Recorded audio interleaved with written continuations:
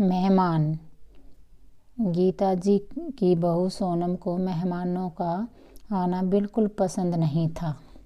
काकी देखो, इस बार मैं आपके लिए ताज़ी मूंगफली और नींबू लेकर आया हूँ। काकी को भुनी हुई मूंगफलियाँ बहुत पसंद है ना, और नींबू का मीठा अचार आपके हाथ का हो तो क्या कहना। इस बार पोस्टिंग हो गई तो छोटी नहीं बड़े डिब्बे में भर कर ले जाऊंगा। उलझते हुए दिनेश ने कहा, हाँ बेटा, जितना चाहे ले जाना और भगवान करे तेरी पोस्टिंग इस बार ज़रूर हो जाए। आशीर्वाद देते हुए गीता जी बोली और तुरंत अपनी बहू सोनम को बोला, बहू चाय नाश्ते का प्रबंध करो। सुबह से निकला है बच्चा, इसे भूख लगी होगी। सोनम को जैसे ही पता चला कि गांव से फिर मेहमान आया है, उसका पारा जोरों से चढ़ गया।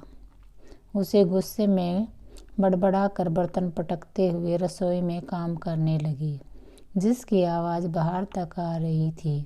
गीता जी समझ गई कि बहू को दिनेश का आना पसंद नहीं आया। ऐसा पहली बार नहीं हुआ जब से सोनम शादी करके उस घर में आई थी। उसे गांव से आए मेहमानों का आना बिल्कुल पसंद नहीं। हर बार एक ही बात कहती, ये सब लोग अपना फ़ायदा निकाल कर चले जाते हैं और हम यहाँ इनकी सेवा स्वागत करते रहते हैं। आपके मेहमान मेरी आफत बन जाते हैं। असल में रमेश बाबू और गीता जी कई सालों पहले से शहर में नौकरी और बच्चों की पढ़ाई के सिलसिले में आकर बस गए थे। गांव में खेती बाड़ी थी, इसलिए माँ बाबूजी वहीं रुके। अब जब भी कोई गांव से शहर आता, उनके हाथों गेहूँ, चना, दाल, सब्जी पहुंच जाती। गीता जी व्यवहार में कुशल थी। उनके मधुर व्यवहार के कारण गांव के कुछ बच्चे परीक्षा देने के लिए शहर पहुंचते तो वे उन्हीं के घर ठहरते। गीता जी भी सबका बहुत ध्यान रखती। इसका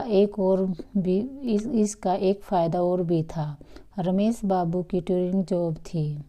गांव के रिश्तेदार, जान पहचान के लोगों का घर में बने रहने से गीता जी और बच्चों को अकेले रहने का डर भी नहीं लगता था। घर के बाहर के कामों में भी मदद मिल जाती थी। उधर गांव से आए हुए बच्चों की पढ़ाई, परीक्षा, किसी का इलाज आसानी से हो जाता था। इस तरह उनका मान सम्मान गांव में बहुत बढ़ गया। सभी रमेश बाबू के बड़े आभारी होते थे। कुछ बच्चों को शहर में नौकरियां लग गई। कोई पढ़ लिख कर डॉक्टर तो कोई इंजीनियर बन गया, तो कोई किसी की सरकारी नौकरी लग गई। मगर जब से बहू सोनम घर आई थी, उसे इतने लोगों का घर में आना जाना बिल्कुल पसंद नहीं था। सोनम को हमेशा लगता कि उनकी प्राइवेसी में दखल हो रहा है। ये लीजिए भाभी जी, आपके लिए खट्टी मीठी इमली तुड़वा कर लाया हूँ। गांव का सीधा साधा सज्जन दिनेश बिना सोचे समझे रसोई में पहुँच गया। तुम्हारी हिम्मत कैसे हुई मुझे भाभी कहने की? तुम हो कौन? मैं तुम्हें नहीं जानती और ये फालतू की चीज़ें मैं नहीं खाती। आइंदा से घर में इधर उधर घूमने से पहले इजाज़त ले लिया करो। न जाने कहाँ से चले आते हैं। मान न मान, मैं तेरा मेहमान। गुस्से में बड़बड़ाती हुई सोनम जोर से चाय का कप पटकते हुए बोली, बहू ये क्या तरीका हुआ बात करने का? ये हमारे घर के मेहमान हैं और ये तो तुम्हारे ससुर जी के एक खास दोस्त का बेटा है। उन्होंने हमेशा हमारी मदद की है। अगर तुम्हारे पापा को पता चला कि तुमने ऐसा व्यवहार किया है तो उन्हें बहुत बुरा लगेगा। माँ जी काम निकल जाने पर कोई दोस्त नहीं रखता। ये सब आपका सीधेपन का फ़ायदा उठाते हैं। देख लेना, जो एक बार नौकरी लग गई दोबारा कभी आपका नाम याद नहीं करेंगे। पूरे ज़माने में स्वार्थी लोग भरे पड़े हैं। यह दुनिया स्वार्थ पर चल रही है। सीधे सच्चे लोगों को फंसाकर सब अपना उल्लू सीधा करते हैं। असल में सोनम को लगता है कि सास ससुर गाँव और रिश्तेदार मेहमानों के नाम पर दोनों हाथों से लुटा देंगे तो उनके लिए क्या बचेगा। आखिर उनके भविष्य का भी तो सवाल था। खैर दिनेश पुलिस परीक्षा देकर वापस गांव लौट गया। कुछ दिन बाद पता चला कि उसकी पोस्टिंग भी इसी शहर में हो गई। एक दिन वह बताने के लिए गीता जी के घर आया, मिठाई का डिब्बा लेकर। आशीर्वाद लेकर उल्टे पांव लौट गया। गीता जी भी सोनम के व्यवहार से परेशान थी, इसलिए रुकने के लिए नहीं बोल पाई। एक शाम को ऑफिस से लौटते समय सुमित का एक्सीडेंट हो गया। कार वाला उनकी स्कूटी को टक्कर देकर भाग रहा था। भीड़ में किसी ने नंबर नोट कर लिया और पुलिस को फ़ोन लगा दिया। इत्तेफाक से वहीं से निकल रहे दिनेश ने सुमित भैया को पहचान लिया और एम्बुलेंस से सीधे जिला अस्पताल पहुंचाया। पैरों पे कुछ चोटें लगी थी और एक हाथ में फ्रैक्चर हो गया था। इसके बाद दिनेश ने घर पर फ़ोन करके सभी को इस बारे में जानकारी दी। कुछ ही देर में सभी अस्पताल पहुंच गए। दिनेश ने रमेश बाबू को सारी बातें बताई और कार वाला भी पकड़ा जा चुका था। ये खबर भी बताई कि वे बोले, बेटा तुम्हारा एहसान मैं कैसे चुकाऊंगा। अरे काका, मैं आपका छोटा बेटा ही हूँ। आपकी मदद करना मेरा फर्ज है और फिर मैं भी तो जो हूँ आप और काकी की वजह से ही तो हूँ, वरना कौन है इतने बड़े शहर में जो गांव के लोगों को आसरा देता है।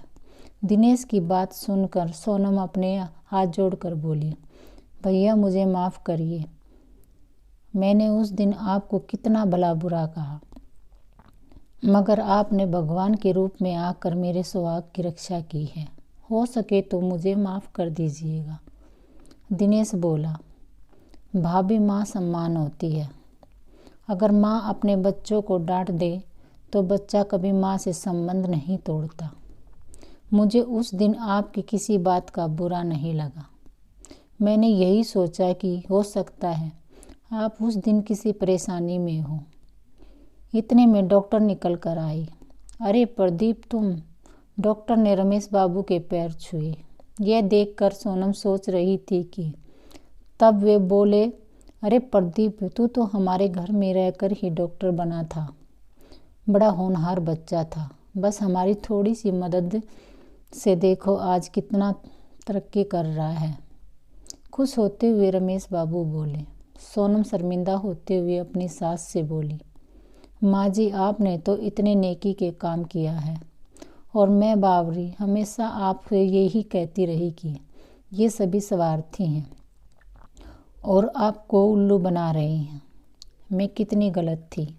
मेहमानों का आना मुझे हमेशा अपनी आँखों में खटकता रहा, जबकि आज इन्हीं लोगों की वजह से सुमित की जान बच पाई है। बहु अतिथि देव भव हमारी संस्कृति है। फिर अगर हमारी थोड़ी सी मदद से किसी का काम बन जाता है, ज़िंदगी संवर जाती है, तो हमें ज़रूर करनी चाहिए। हर समय नफ़ा नुकसान के बारे में सोचकर परेशान होने से बेहतर है हम लोगों की मदद करनी चाहिए। आपने बिल्कुल सही कहा। आगे से मैं घर में आए मेहमान का निरादर नहीं करूँगी। गीता जी अपनी बहू का बदला हुआ रूप देखकर बहुत खुश थी।